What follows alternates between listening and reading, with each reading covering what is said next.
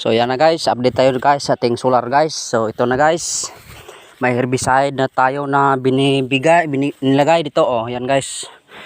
So ito guys ay pang patay ng damo.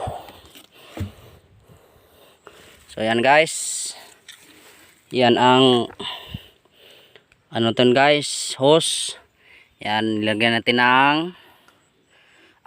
fuel filter ng sinso ko guys. So gamit yung idea natin guys, kahit saan guys. So ito na guys, i-on natin guys. So wala switch tayo dito guys, tuldok lang guys, kasi vlog lamang ito at puro katotohanan, hindi kasinungalingan, kasi makikita natin yan. So ito na guys, yung solar natin guys. On ko na guys para ma-start na natin yung pag-spray natin ng pamatay damo guys. So tingnan natin guys.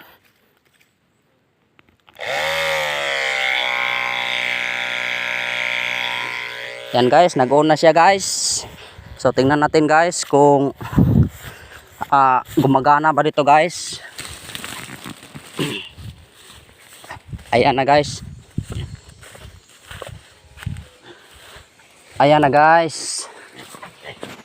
Ayan na guys. Spin na tayo guys.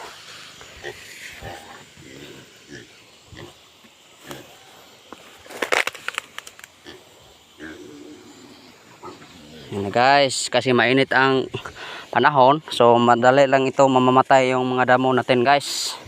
So tamnan natin na ng talong.